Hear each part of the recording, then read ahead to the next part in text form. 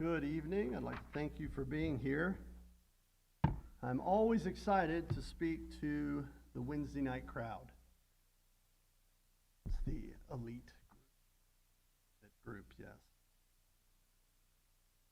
But I do want to talk about a group of people that is sometimes problematic for the Wednesday night crowd. What some would call the hypocrites of the church. The people that maybe only come to church on Sunday morning or on holidays or maybe when family shows up. The people that say one thing and maybe do another. Or they live a life that outside of church doesn't really scream Christianity, but inside of church, say they're all about it.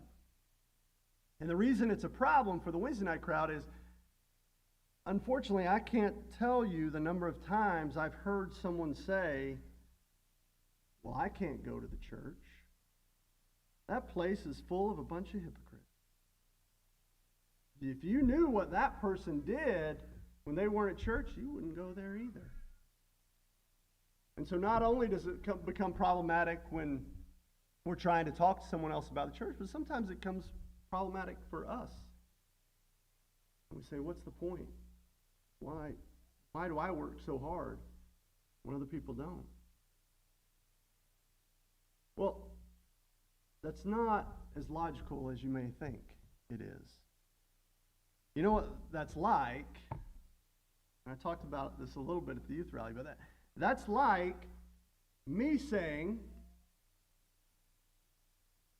I went to the gym the other day. And would you believe it? I saw some people in there that were totally out of shape. I mean, they just came rolling in there. Looked like they'd just eaten a bunch of donuts. Whew. I'm not going to the gym anymore. Not if those people are there. I mean, that place is all about fitness. And yet people just come jiggling on in there. Those hypocrites. Or maybe, just maybe, that's why the gym exists. Maybe the church exists for hypocrites. Not to sustain it, but so that God can change us. I've noticed going to the gym that there are some people that come in there and they are fit. They are solid. And there are some that are on the extreme other end of the scale. Unintended. Kind of like church. There are some people that walk into this building that have a close relationship with the Lord and have had a close relationship with the Lord for a long time. And there are others that are just rolling in. Who's it for? It's for both. So what do we do? This is the Wednesday night crowd. The odds say this is the fit group. This is the group that has a good relationship with God. So what do we do? Well, number one, we have to stay strong and we have to stay fit. Ephesians chapter 6, verse 10 and 11 says, finally, my brethren, be strong in the Lord and in the power of his might. Put on the whole armor of God that you may be able to stand against the wiles of the devil. You see, we have to stay strong ourselves. But the next thing we have to do is we have to be patient. We have to be compassionate, and we have to be understanding. It's really easy for me to look at someone that comes into church that maybe hasn't made some of the best decisions, maybe doesn't have the best relationship with God, and just write them off. You should have known better. Why do you keep making the same mistakes? I'm done. But the harder part is to continue to encourage. I was talking with Greg the other night, and he was talking about how there were some members that hadn't been here for a while, and he was texting them, and he'd call them. And they didn't always respond. And sometimes they responded and they weren't always happy to talk to him. But he said, I'm going to keep trying. Galatians chapter 6, in verse 9, it says, "Let us not grow weary in well-doing, for in due season we shall reap, if we faint not." Ephesians chapter 4 says, "Let all bitterness, wrath, and anger, and clamor, and evil speaking be put away from you with all malice, and be kind one to another, tenderhearted, forgiving one another, even as God, for Christ's sake, has forgiven you." Be patient with each other. Be patient with yourself when maybe you're not as fit as you should be.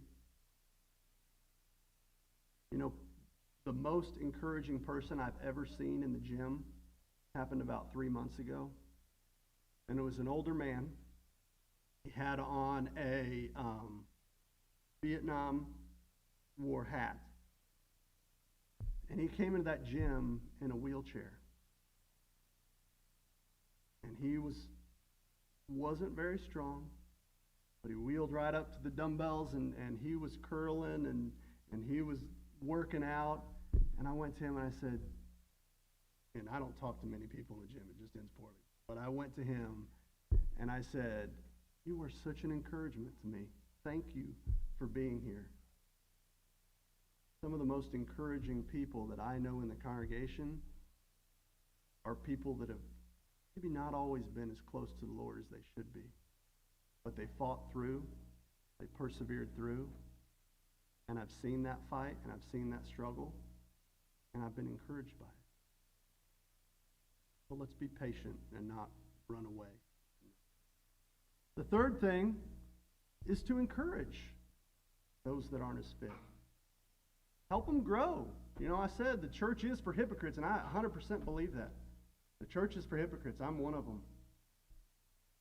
But not to sustain it. Help each other grow. Romans chapter 6, verse 1 says, "What shall we say? Shall we continue in sin that grace may abound? God forbid. How shall we that are dead to sin live any longer therein?" We're not in the business of just saying, "Hey, it's okay, do whatever you want." That's not what the church is for. What the church is to say, "Brethren, if a man be overtaken in a fault, you which are spiritual, restore such an one in the spirit of meekness, considering thyself, lest thou also be tempted. Bear ye one another's burdens, and so fulfill the law of Christ." That's what the church is about. Lifting each other up, helping each other. And the last point is, like it or not, we're all in this together. Ecclesiastes chapter 4, verse 9 through 10 says, "Two are better than one, because they have a good reward for their labor. For if they fall, the one will lift up his fellow. But woe unto him that is alone when he falleth, for he hath not another to help him." Christianity is a long road, and we're here for each other to make each other spiritually fit. So stay strong, be patient, be encouraging, and together we all can do this. If you're not as spiritually fit as you need to be, please come forward as we stand and sing, and we'll help you. Restore my spirit.